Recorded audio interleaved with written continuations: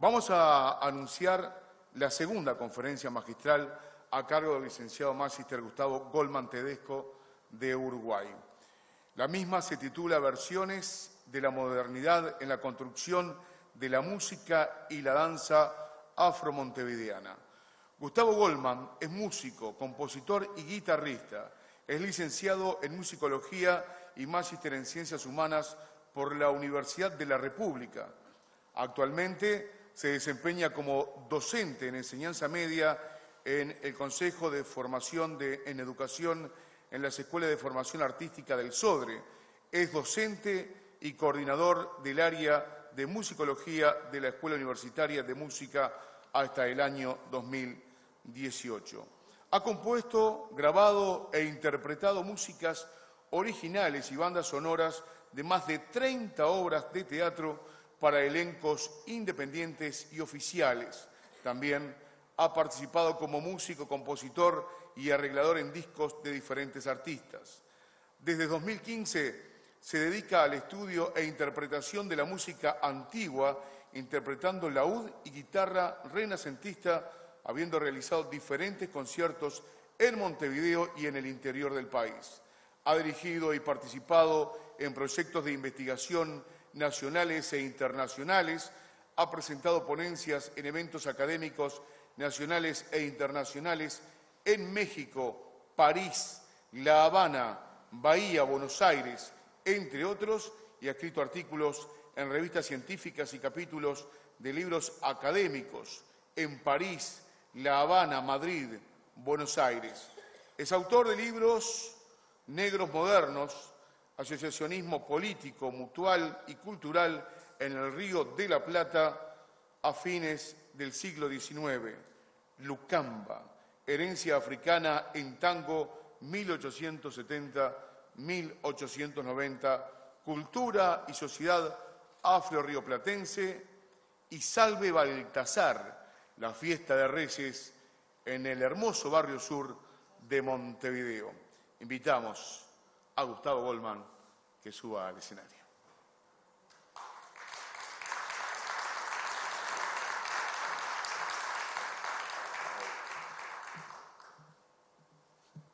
Si hablo su micrófono, ¿se escucha? No. ¿No? Ahí.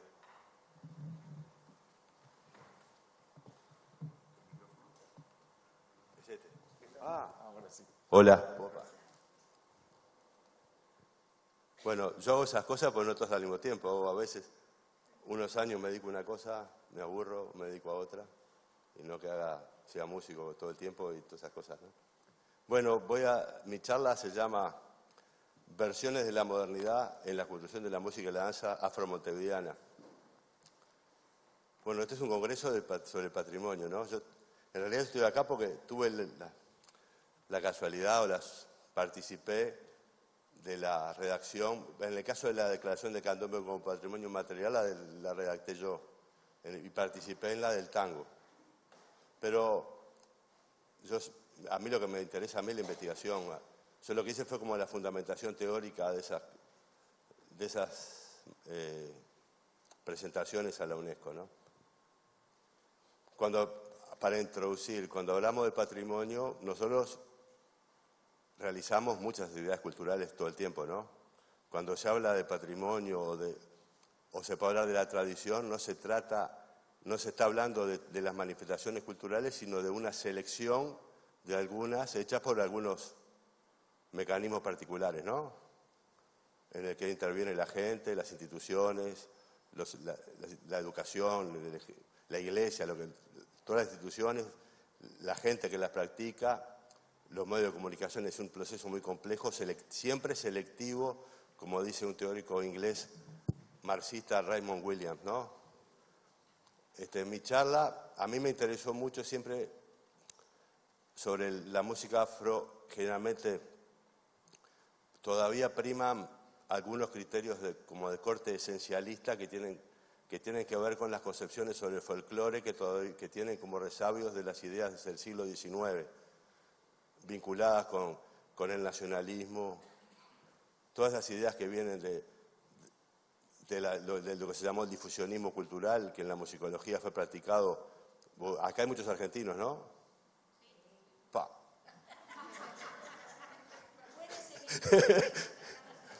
Vos van a sorprender porque...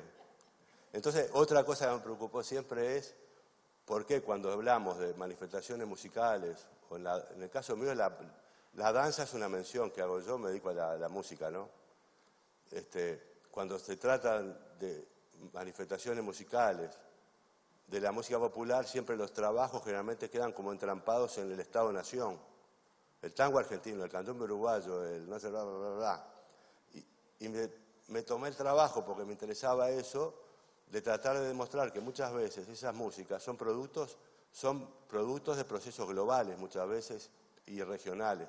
Es el caso hasta del candombe argentino. Un caso que ha quedado entrampado generalmente en este territorio es el caso del tango, que no responde para nada a procesos locales, sino que responde a procesos muy globales, y sobre todo procesos atlánticos, que tienen que ver con la difusión de la habanera, la ida y la vuelta entre Cuba y España, algunas cuestiones de música afro, como de memorias de música africana, que quedaban en algunos grupos humanos y se fueron mezclando, como hacemos ahora. Uno hace música y habla con lo que tiene en su memoria, lo que ya tiene y lo que va escuchando, ¿no? Y nos vamos construyendo todos los días distintos. Y en la música pasa más o menos lo mismo. A mí no me gusta leer porque yo cuando leo mal, porque hablo muy rápido, o sea que si hablo rápido me paran. Empiezo, ¿está? Y lo que hice fue un PowerPoint, pero no me lo leyó en la computadora porque el formato que usé es otro. Y lo que hice fue poner las imágenes acá, que las voy a ir pasando. Las imágenes son algunos documentos nomás, ¿estamos?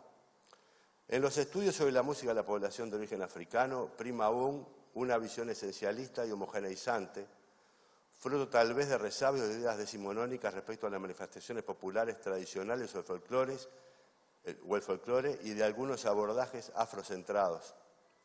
La presente comunicación fija el foco en la experiencia histórica de algunos sectores de la población negra de la ciudad de Montevideo. La segunda mitad del siglo XIX, y en especial sus últimas 3 décadas, se desarrollaron en un contexto de modernización y consolidación de los estados nacionales que significaron nuevas actitudes políticas y nuevas formas de asociacionismo para sectores de la población afrodescendiente. La música y la danza fueron parte de esta complejidad que involucró y misturó tantos procesos locales, regionales como globales. Bueno, acá es un apunte. En este proceso, por ejemplo, la relación entre los grupos de afrodescendientes montevideanos y porteños, me corrigen los porteños, ¿no? Porque porteño se refiere a los de la cava, ¿no? Pero no es una denominación histórica. Antes me parece que se usaba porteño para referirse más ampliamente, y a partir de que Buenos Aires fue una ciudad autónoma se especificó eso. O sea que estamos hablando, el proceso que yo hablo en Buenos Aires. Este estudio que hice involucra también, fui a investigar bastante a Buenos Aires durante más de 3, 4 años.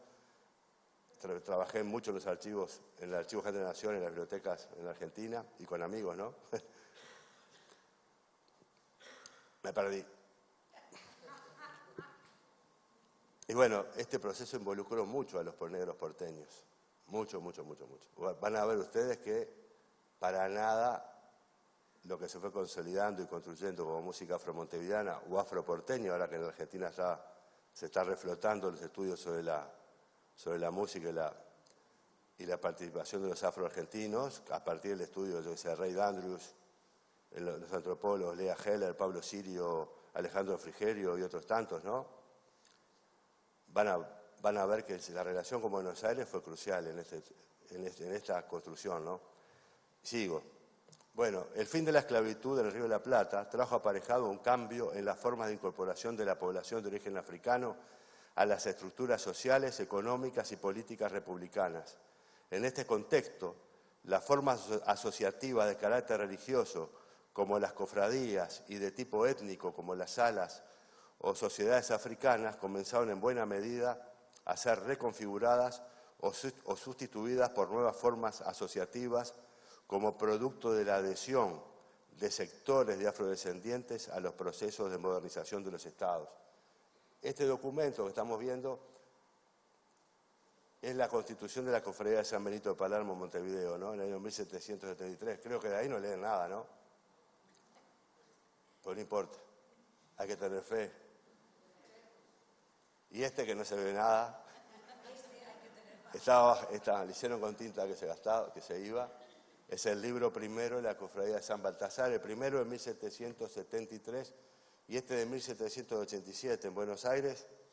También existieron estas cofradías, por supuesto, la de San Benito y la de San Baltasar, Nuestra Señora del Rosario y otras. Acá la de Nuestra Señora del Rosario, que no está acá, era formada solamente por mujeres afrodescendientes. Nunca, sé dónde están los documentos, pero nunca los fui a mirar. Si a alguno le interesa, están en la iglesia que está en San José y Julio Herrera, Nuestra Señora del Huerto, en el colegio. Ahí está la documentación. Entonces, es así que a fines de la década de 1860 en Montevideo, coexistiendo con estas salas de nación y las cofradías religiosas, algunos sectores de la población afrodescendiente comenzaron a organizarse en torno a clubes o sociedades. El establecimiento de esta sincronía en cuanto al funcionamiento de estas organizaciones es de vital importancia para la comprensión del desarrollo de algunos hechos socioculturales que se pretende abordar, pues esa sincronía habla de una diversidad de intereses sectoriales muchas veces en pugna. En Buenos Aires, esto empezó antes. La caída de Rosas fue fundamental para establecer algunas cosas, ¿no? Las primeras organizaciones de afrodescendientes, de corte como moderno, saliendo de las sociedades africanas. En Buenos Aires se llamaban sociedades africanas y acá salas de nación. Bernardino Rivadavia las reglamentó en el año 1800, no me acuerdo cuánto, pero eso fue en Buenos Aires. En 1858 se publican los dos primeros periódicos de afrodescendientes argentinos, porteños, que fueron La Raza Africana, o sea, El Demócrata Negro y El Proletario. En esos periódicos participaron, por ejemplo, un personaje importantísimo en Buenos Aires, que fue Rosendo Mendizábal, que no es el autor del tango El Entrerriano, sino que es su abuelo o su familiar de él, ¿no? Que Rosendo Mendizábal fue un militar afroporteño que durante la Guerra Grande, se vino a Montevideo y estuvo en la defensa de Montevideo. Bla, bla, bla, bla. La prensa de los afrodescendientes planteaba con claridad que el fin de la esclavitud había abierto las puertas a un cambio de mentalidad y a su participación activa en la sociedad. Así lo expresa un periodista de la Conservación, hasta ahora el primer periódico de que se tienen noticias, dirigido y redactado por un grupo de afrodescendientes montevideanos. Este era el Club 25 de Agosto, para ejemplificar estos nuevos clubes. Lo traje nomás.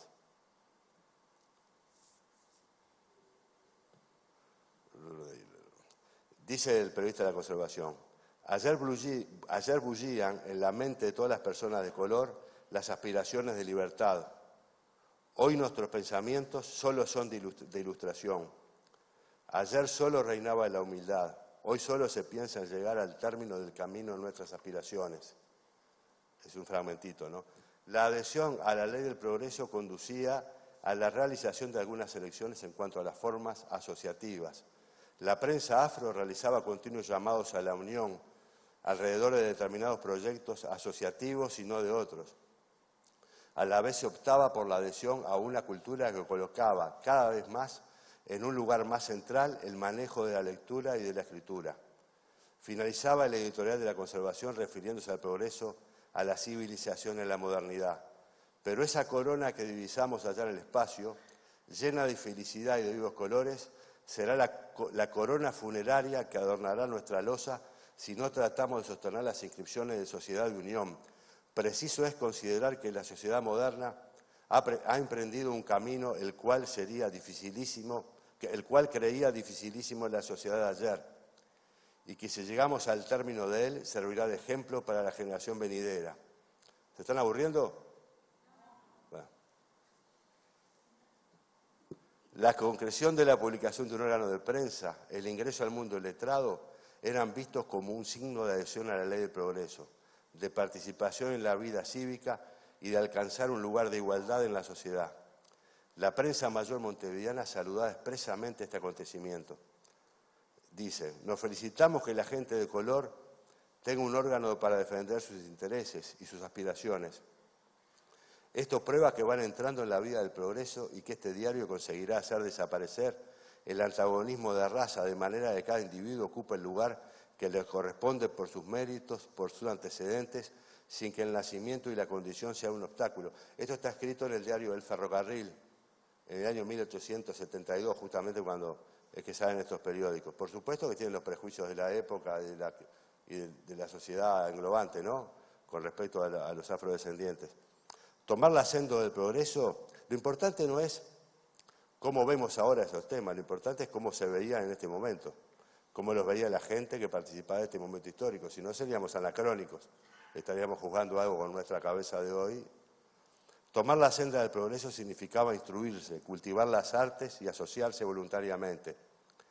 La ley del progreso adquirió en el siglo XIX en Occidente un carácter de validez universal que configuró una idea de civilización. Participar como ciudadanos en una sociedad que se complejizaba día a día significó tomar una serie de decisiones y proyectar una nueva comunidad imaginada, tomando los conceptos de Benedict Anderson, adoptar algunas conductas, desechar otras y construir un nuevo universo simbólico. Para comenzar a despejar el camino hay que tratar de delimitar quiénes dentro de la población afrodescendiente participaron de este proyecto de construcción de una afromodernidad en el Río de la Plata. El periódico montevideano La Regeneración hacía explícita la vinculación entre la existencia de una prensa sectorial afro y la ideología del progreso. Tomo la idea de afromodernidad de Cristian Castro, que no es el cantante, sino que es un investigador, con tilde en la A, que partiendo del análisis de la prensa de sectores de afrodescendientes en Chicago y San Pablo, en una perspectiva de historia comparada y transnacional, amplía la teoría planteada por Paul Gilroy en Los Atlánticos Negros, un libro importantísimo de este autor, proponiendo la utilización del Atlántico Negro descentralizado y analiza la construcción por parte de la clase media negra urbana de su propia versión de la modernidad en lo que se denomina afromodernidad. ¿Se está entendiendo para dónde voy, no? Más o menos, pero no importa. Ya se van a ayudar.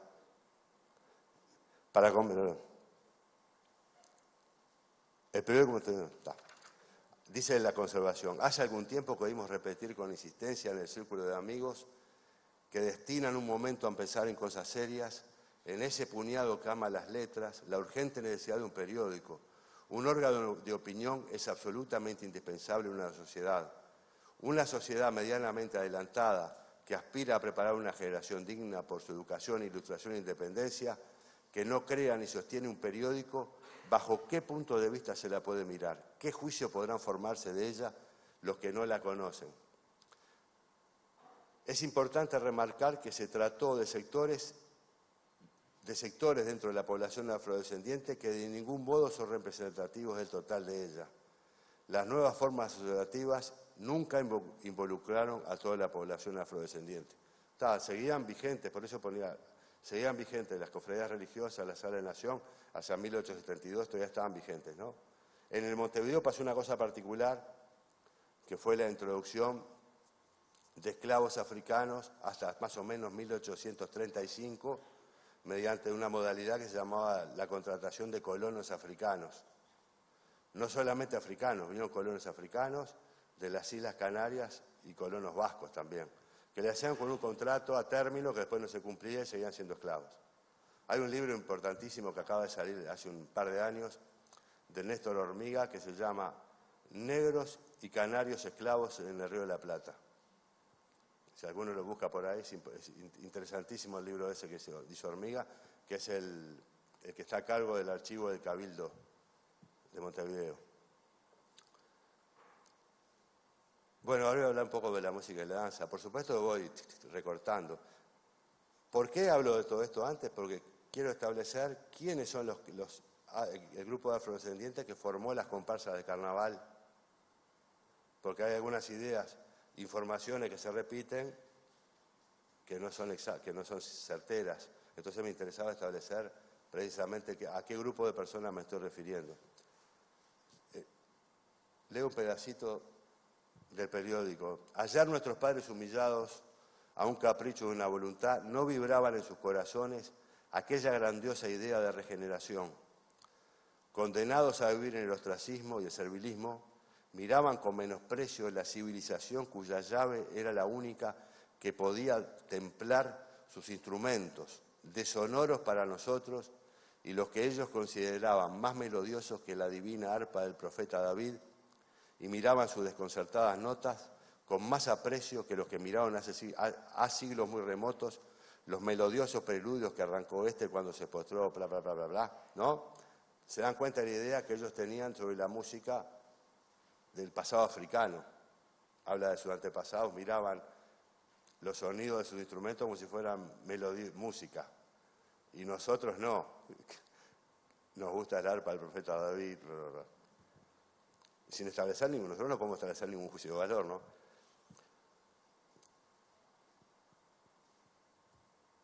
Estos son otros periódicos de Montevideo, ¿no? Este es El Progresista, después estuvo El Periódico, La Regeneración, La Propaganda, hay varios periódicos. En Buenos Aires, La Broma, El Aspirante, hay una pila en Buenos Aires. Muchas veces vinculados a procesos electorales, igual que acá. Precisaban los votitos de la gente, igual que ahora, igual que siempre, ¿no? Entonces, pobres no se orientan, ¿eh? Por suerte. Sí, por suerte. Pero no significa que a esta gente la precisaran para que participaran, muchas veces precisan para que voten. Es conocido a nivel histórico, en la Constitución de la República para votar hay que saber leer y escribir. Se convocaban cantidad de gente, le enseñaban la firma y se votaba igual, ¿no? Pueblos orientales. Un par de años antes se fundaba, un par de años del 72, la Sociedad Pueblos Orientales. Su formalización estatutaria fue sancionada por la Asamblea General en la sesión del 24 de febrero de 1869, según consta en el encabezado de su reglamento. El reglamento es este. El reglamento, que consta de 9 páginas, establecía que su objeto principal era el siguiente: crear fondos para el sostenimiento de una academia de música, donde sus asociados puedan dedicarse a un arte útil que a la vez que sirva de recreo pueda ser un recurso para adquirir la subsistencia, consiguiendo al mismo tiempo formar un centro de reunión a fin de obtener la mejor armonía y unión entre las personas de color. Señalaba a la vez que para poder formar parte de la sociedad era necesario ser de color pardo o moreno y ser persona de moral y de orden. En el articulado del Estatuto de la Sociedad Pueblos Orientales se hace referencia a los instrumentos musicales de los que la asociación brindaba instrucción, así como a la cuota mensual que debían pagar los asociados para tomar esas clases. El artículo 35 establece que los instrumentos se enseñaban y debían aprenderse. Los socios varones estaban obligados a tomar lecciones, estas eran piano, violín, flauta, guitarra y canto. El artículo 26 establece que los socios que aprendan un instrumento de cuerda o de viento pagarán. Los de canto son los que establece el artículo 23. En el mismo caso quedan los que tocan los instrumentos que dispone el artículo anterior, porque el artículo anterior decía, se entienden por instrumentos también las panderetas, castañuelas, tambor, platillos, triángulos y demás útiles a la africana para acompañamiento de la música. ¿Se dan cuenta la representación que tienen ellos mismos del pasado africano en 1872? ¿Cuáles eran los útiles a la africana? En Buenos Aires hay un documento increíble de una sociedad africana que cuando enumera los instrumentos musicales dice 2 tambores, 2 masacallas, 2 saxofones. O sea que ya estaba, la pureza no existe. El artículo 23 fija las multas que se debían pagar por no asistir a reuniones y clases. Este dato es muy relevante ya que muestra 2 cosas. Por un lado, el lugar diferente que se le daba a los instrumentos denominados a la africana. Los socios pagaban solo si se faltaba a la clase.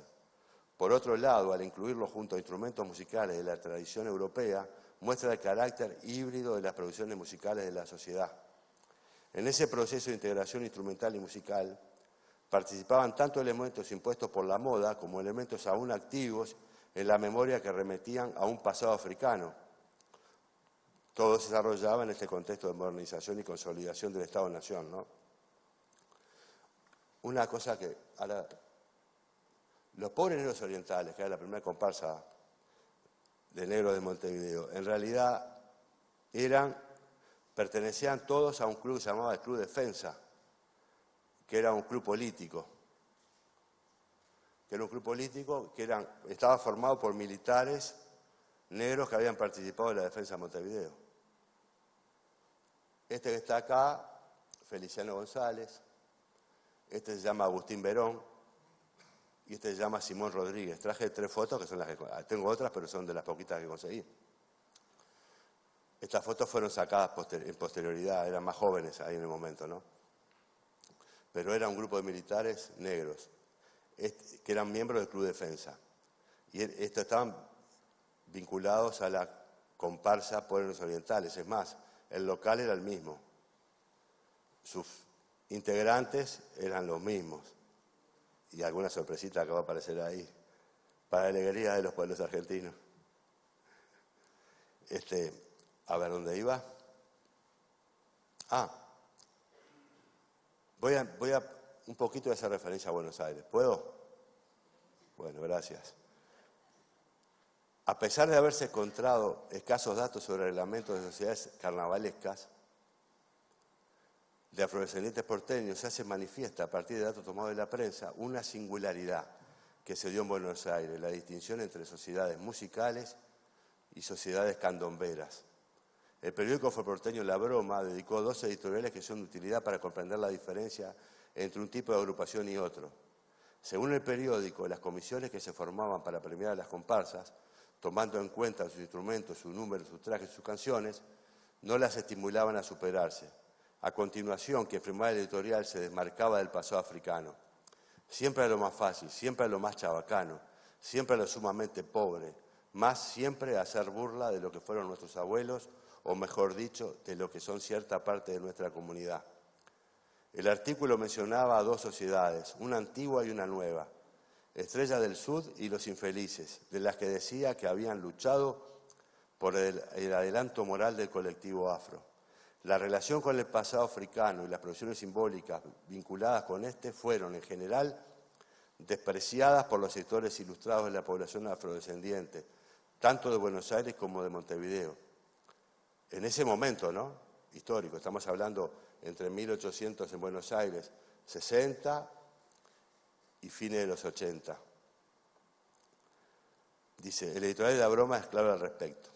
Vergüenza da decirlo, porque gran parte de nuestra juventud, que bien podía dedicarse a estudiar y aprender instrumentos musicales, que siempre les sería más provechoso, se entretienen golpeando el viejo y pobre cuero de que solo se hace uso hoy como único recuerdo de las antañas, aunque disimulables, costumbres de ese entonces.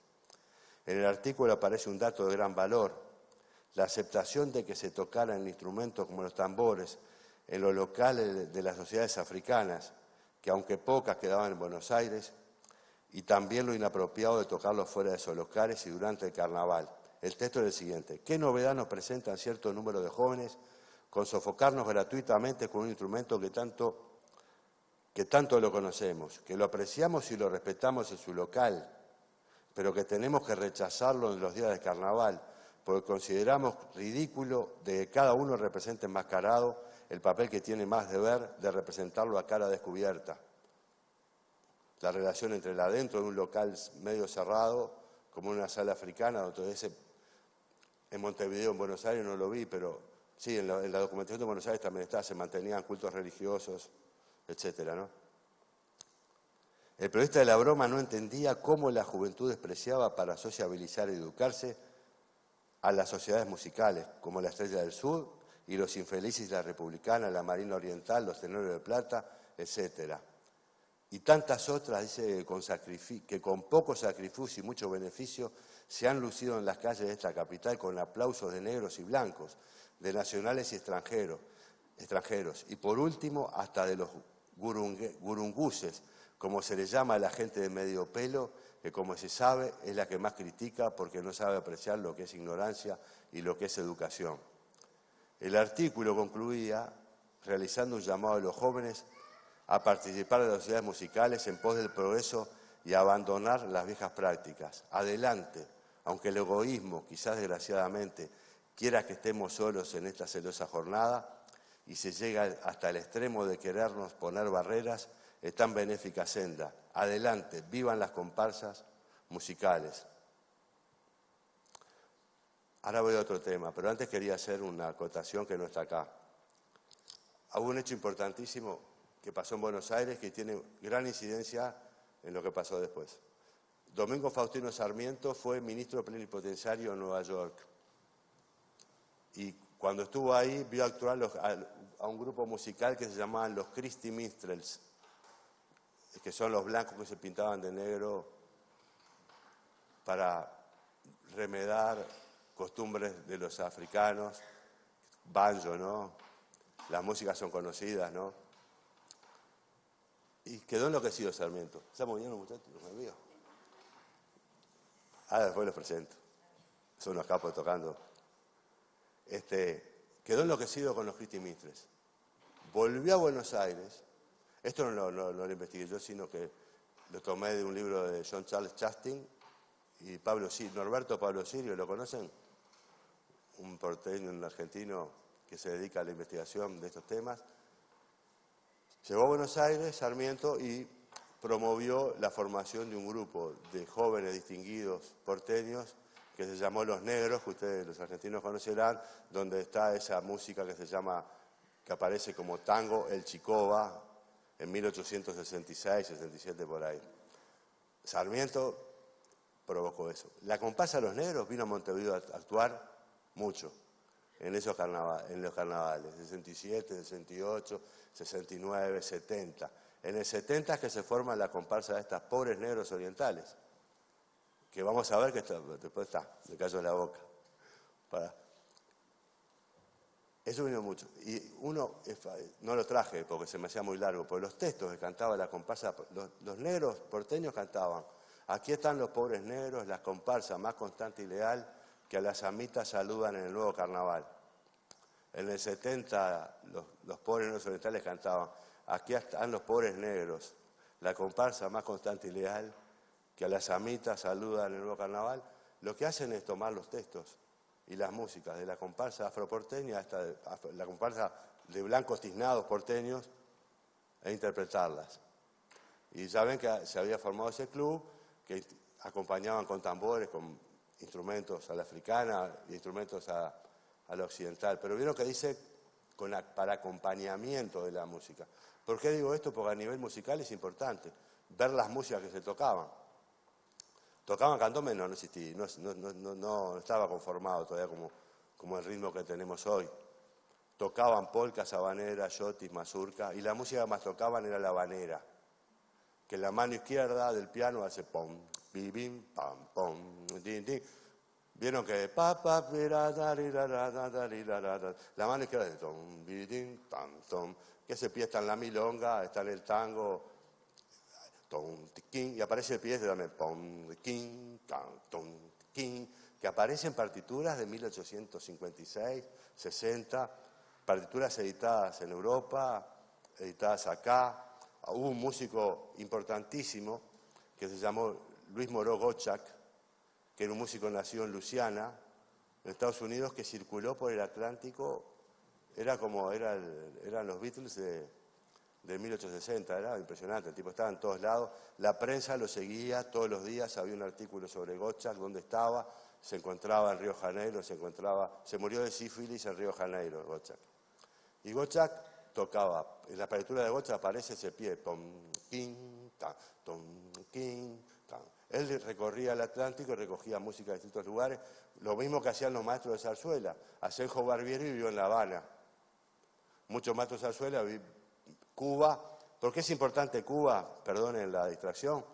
Porque Cuba era la última colonia que le quedaba a España.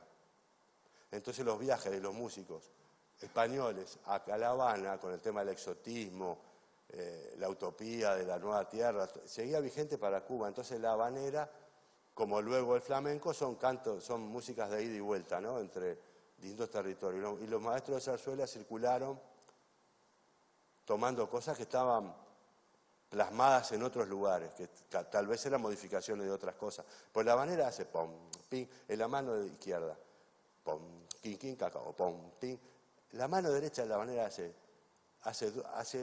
generalmente hace tica, catita, ta, ta, ta, tica, tica, caquica, can, calacatica, catica, la catica, cata. Bueno, la mano izquierda hace tum, tin, tam, tum, king, king. La derecha hace taca, catica, quica, catica, calacat. Después lo vamos a escuchar en los compañeros especialistas. No sé cómo voy a concluir, pero bueno, concluí. Ahora paso a otro tema. Hasta ahí, en 1891, los ciudadanos Rosario Torres y José María Piñeiro iniciaban un trámite en el que solicitaban a la Fiscalía de Gobierno la personería jurídica de la Asociación Banguela. Era una sala de nación. Realizaban esta solicitud con la finalidad de poder enajenar la propiedad a los efectos de pagar unas deudas contraídas. En el expediente elaborado se da cuenta de la forma en que la Sala de Nación adquirió el terreno y de su ubicación. Es importante la ubicación. El moreno Juan Sánchez adquirió el 18 de agosto de 1841 de la Comisión de Caridad, por escritura que autorizó el escribano don Salvador Tort, un terreno situado en la manzana número 64 de la nueva ciudad. Dicho terreno viene a quedar hoy, dice el expediente, no lo digo yo, en la calle del Ibicuí número 333. El moreno Juan Sánchez donó el terreno de la referencia a la Asociación de Morenos denominada Sala de la Nación Banguela, según resulta del testamento de fecha del 29 de mayo de 1842, que hace parte de los documentos que acompañamos. Esto era una sala africana, que en 1891 quedaban dos que quieren vender el local. Ibicuí 333, esto lo digo yo ya, era la dirección en la que funcionaban el Club Progreso Social con su salón de baile Progreso y la Sociedad Carnavalesca Nación Lucamba. Es decir, tanto algunas comparsas de carnaval, o una comparsa de carnaval, como un club de afrodescendientes se agruparon en el mismo local, ubicado en una zona en la que la presencia material y simbólica de los africanos y sus descendientes tenía una continuidad de varias décadas, que era el barrio sur de la ciudad de Montevideo. Una diferencia que... ¿Todo bien? ¿De tiempo? Ja. Una diferencia con Buenos Aires. Buenos Aires. Pero lo vemos todavía, ¿no? Terminaba acá a 3 cuadras, en la parte de la ciudadela, se ve Montevideo. Las manifestaciones de los africanos y después de los afrodescendientes molestaban a los vecinos constantemente y los vecinos solicitaban al cabildo, a la policía que los sacara. Entonces los corrieron y se ubicaron cerquita. Y se da la casualidad, en la ciudad de Montevideo se dio una cosa particular, es que el centro de la ciudad de Montevideo se construyó de manera paralela a esos lugares. La calle 18 de Julio pasa a pocas cuadras de la calle Isla de Flores, que es la calle Isla de Flores, la calle Durano, que es la calle donde estaban concentradas estas asociaciones de afrodescendientes, que antes, en la ciudad vieja, estaban más ubicadas en la calle Reconquista, que es una calle, si la conocen, queda por acá cerquita. Ahí estaba el Club Defensa, el Club Igualdad, que era otro club de afrodescendientes, pero vinculados políticamente, no a los colorados netos, los que son de acá, capaz que saben que son los colorados netos, son los colorados tradicionales, caudillistas, los de Venancio Flores, y los hijos de Venancio Flores, Fortunato Flores, etc. Y este grupo de Club Igualdad, que está vinculado después a una comparsa llamada La Raza Africana, que sale un año después, vieron que el diario porteño se llamaba La Raza Africana, Ciudad de Puerto Negro, y la otra comparsa se llamaba La Raza Africana. Ese Club Igualdad estaba vinculado a los sectores que se denominaban los colorados, al Partido Colorado y al Partido Radical, que eran a los grupos principistas del Partido Colorado y al Partido Radical, que era el partido que fundó José Pedro Varela, con su periódico, su diario, La Bandera Radical. ¿Está? Eso en la calle Reconquista. En el barrio sur, en este de 1840 para adelante, se desplazaron esas asociaciones africanas, se corrieron para el sur de la ciudad. De a poquito, que eran terrenos baldíos. No había construcciones todavía, las construcciones eran precarias, ¿no? Después se fueron construyendo. Sigo. En el periódico La Regeneración aparecen avisos y crónicas de bailes brindados en algunos salones de bailes, como no puede ser de otra manera, anuncio de baile, salón de baile, como en el ya mencionado Salón Progreso, ubicado en la calle Ibicuí 313, Salón Esperanza del 85, inaugurado ese año por el empresario Eulogio Alsina en la calle Ibicuí número 185. A su vez, en el mismo número en que el periódico brindaba esa información, se comunicaba que la sala de San Baltasar de la calle Queguay estuvo muy concurrida hasta altas horas de la noche. En el número siguiente aparece un dato de gran relevancia, pues permite dar cuenta de los contactos y de la forma de circulación simbólica que se dieron en ese territorio barrial entre las diferentes formas de expresión de la población de origen africano. La información publicada en La Regeneración es la siguiente. La Sociedad Nación Lucamba ha donado una pequeña cantidad para que se celebre el día 9 del mes entrante una misa rezada a las ánimas de la Nación Banguela, propietaria del local en el que habita dicha sociedad. Una sociedad carnavalesca en el mismo local de una sala de nación. La estrategia de deslinde con el pasado africano, representado por la sala de nación, que manifestaba la prensa negra hacia la década del 70, fue dando paso a una actitud de respeto que favoreció la incorporación de ese pasado, tal vez idealizado, a un activo en la memoria, que coincide temporalmente con el proceso de paulatina integración de sectores populares de afrodescendientes a los clubes y comparsas de carnaval. Un periodista del periódico de La Regeneración escribía en 1885, con entusiasmo y esplendor eran celebradas en mejores tiempos las fiestas de los Reyes Magos. Los viejos africanos, cuya sangre corre aún por nuestras venas, rejuvenecían al son de sus tamboriles y de sus cantos. Es indecible el gozo que experimentaban al poner en práctica las costumbres de su patria. Hoy mismo, los pocos que quedan, cargados con el peso de 70 y 80 años, no olvidan el ardiente suelo que los vio nacer, ni dejar de celebrar su predilecta fiesta. O sea, ahora ¿puedo leer una cosita? Esto es el último libro que saqué, quiero leer una cosa. La página 213.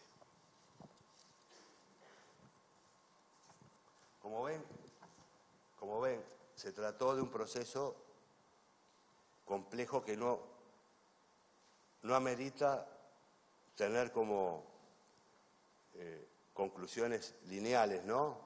Y de carácter esencialista. Participaron distintos tipos de músicas, danzas y memorias, ¿no? Memorias transformadas. Yo hice un libro, mi primer libro que salió en el 96, se llama Sale Baltasar, y que investigué el tema de las salas de nación y de esta fiesta de Reyes, que son el día que tocan los tambores, que tocaban en mi barrio. Yo nací en el barrio sur, así que pasaban por la puerta de mi casa los tambores, soy de ahí. En ese libro que saqué en el 96, yo cuando miraba la documentación veía que los viejos de la sala, pertenecientes a la sala, se quejaban de que los jóvenes, en vez de bailar la música africana, habían introducido la polka, la varsoviana, el shotis, el vals. O sea que adentro de esos locales también se daban procesos de mistura y a su vez la sociedad, las músicas que imperaban en la moda, porque es difícil zafar, estar en las condiciones que vivió esa población, eso es la población, y ser inmune a la cultura dominante. Es como ingenuo, ¿no?, plantearse esas cosas. Pero voy a leer una cosa que es mortal.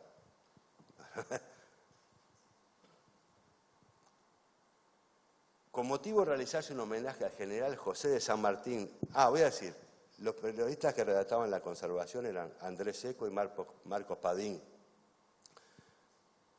José Luis Pérez, Manuel Gutiérrez, el hermano que se llamaba José Lisandro Pérez, y tantos otros eran los directores de la comparsa Polones Orientales.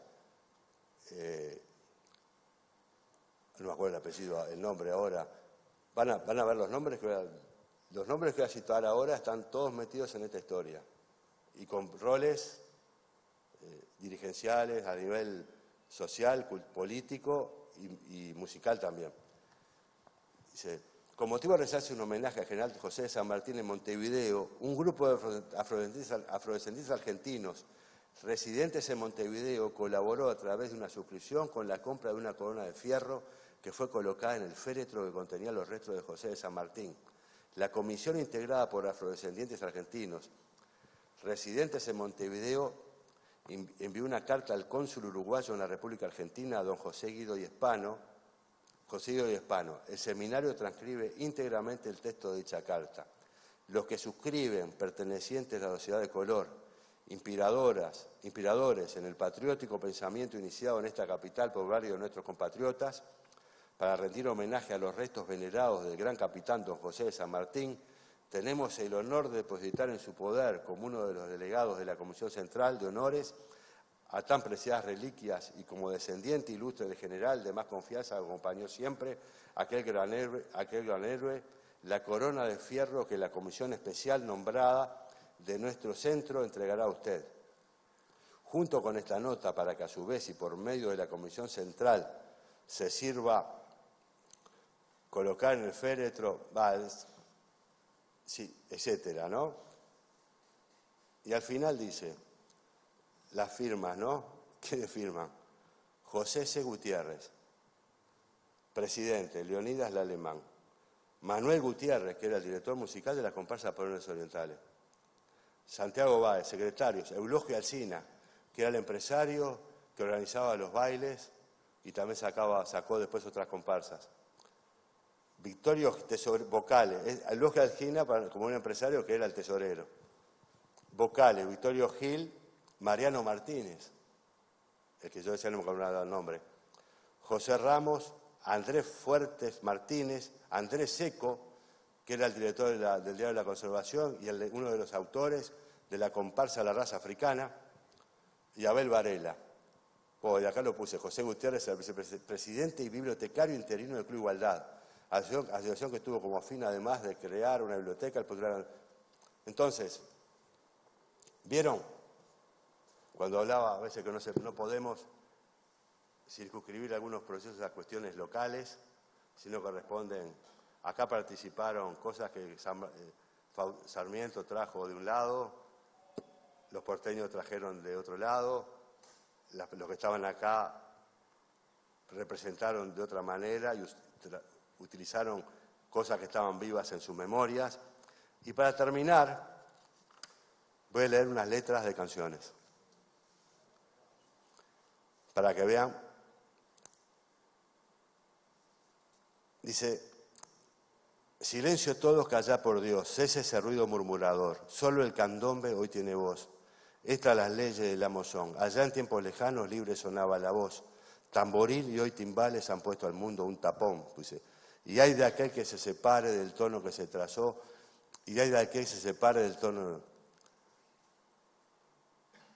Bueno, después dice del tucu tucu, pues le había puesto tucu tucu tucu tucu tucu tucu tucu tucu tucu tucu tucu tucu tucu tucu tucu. Suenen marimba, timbales y el tamboril una vez, que el derecho ya lo canta, para siempre enmudeció.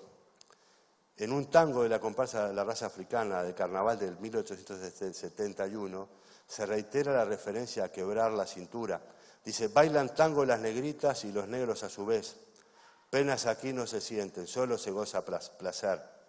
Sirarún morena, sirarún payá, quebrando zambumba que te haré gustar. Yo no puedo, negrito, quebrar la cintura, quebrando la tuya las dos quebrarán. En otra parte del mismo texto se reafirma en forma implícita la técnica de pareja abrazada. Al hacer referencia, dice, pobres negros africanos, no culpamos vuestra voz, sí culpamos nuestros amos, sí culpamos su rigor. Ay, negrito, ¿qué me dices? No me pises, me hace mal. Si el negrito te ha enfadado, me enfadaste mucho más. ¿Qué significan estas crónicas? Que en 1870 se bailaba abrazado. Porque se le dice, si quebrá tu cintura, la misma quiebra, cuando bailaban el vals, no sé, están alejados. ¿En qué baile se pisan? En las que están cerca. Yo lo que quise mostrar con esto es cómo nosotros, en lo que nosotros tenemos ahora como una representación de algo del pasado, tenemos ideas que a veces son prejuicios, ideas, pero cuando uno las confronta con la documentación... Yo no estoy diciendo que esas construcciones identitarias sean inválidas, porque nos pasamos inventando tradiciones, porque esas selecciones de la tradición también son invenciones, ¿no? Por ejemplo, en nuestro folclore y el argentino, acá hay brasileros, ¿hay brasileros también? Ah, es verdad, qué más gana. No sé nada de Brasil. Pero en esa, por ejemplo, nuestras músicas folclóricas incluyen la polca, el vals, el xotis, la habanera, el lloro en Brasil, que tiene que ver con el tango brasilero, que tiene que ver con los tangos que venían en la zarzuela, Chiquinha Gonzaga en Brasil, hay que sacarse el sombrero, con mujeres así, ¿no? Uno hace la música, la polca. Estamos en 1880, en 1900 la polca era folclore de acá. Y se tocaba en la segunda mitad del siglo XIX.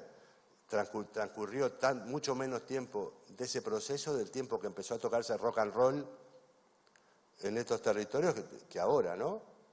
En la década de 50 se empezó a tocar rock acá y estamos en el 2019, o sea que ¿hace cuánto? Una pila. Y el rock nadie dice que es música tradicional ni folclórica, porque nadie la eligió. Si apareciera un investigador dentro de 120 años y decía, ¿y qué cantaban? O 120 no, dentro de 50 años me entrevistan, no llego a los 50 años, pero un poco menos, me entrevistan a mí, ¿qué cantaban ustedes cuando eran jóvenes? Y yo a la escuela cantábamos la felicidad, ja, ja, ja, ja. Y miren, un ejemplo, ¿no? Para terminar. En esas ideas del siglo XIX sobre la música tradicional y el folclore, se usaba decir, y Ayestarán lo decía, que el folclore es lo que el pueblo guarda en su augusta memoria, como que el pueblo idealizado. Y yo les pregunto a ustedes, yo canto una frasecita y ustedes la continúan, ¿no? Yo digo, ¿quién remara mi alma como un chilote? Cero. Violeta Parra. Y si digo, la felicidad, ja, ja, ja, ja. O sea que el pueblo guarda en su augusta memoria lo que pasa por la radio, lo que ponen en la tele, lo que está de moda. Bueno, ahora muchas gracias, terminé. Gracias. Ahora vienen los que saben. Pero bueno, este proceso siguió. Mientras entran, parloteo un poco más. Este proceso siguió. En el siglo XX, el carnaval del siglo XIX era el carnaval, del fin del siglo XIX era el carnaval de las clases acomodadas. En el siglo XX, 1910 por ahí, empieza un proceso como de proletarización del carnaval. Ray Andrews lo describe muy bien en un trabajo que se llama Afro-Latinoamérica. En ese momento, las clases más acomodadas se retiran del carnaval y empiezan a participar las clases populares. Ahí se empiezan a mezclar otras memorias. Y en un momento que llegaban cientos de miles de inmigrantes, ¿no? O sea que imposible plantear un esencialismo en la cultura afroamericana en América. Bueno, muchas gracias. Ahora van a tocar unos maestros de candombe, que tengo el honor, la suerte. Yo ya me voy, que saquen la mesa. Sí, pará. Pará que saquen la mesa, ¿no? Ah, pero ellos vienen para acá. No sacamos nada. Tengo el honor de estar preparando un espectáculo. Se va a hacer un espectáculo que se estrena el 7 de noviembre en la sala Nelly Goitinho, que tengo el honor de componer la música, de hacer los arreglos, que toca la flauta Adriana Santos, una musicóloga que está acá presente, que se levantó la manito, y los maestros son los que lo tocan, los que saben.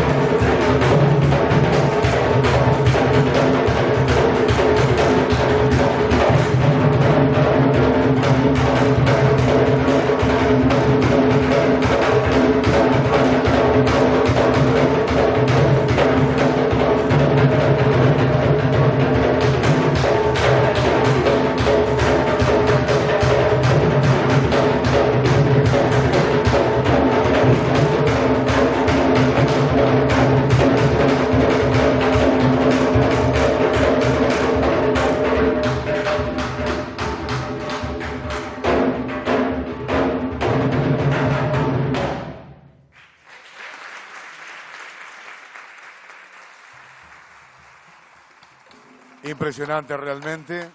Muchísimas gracias.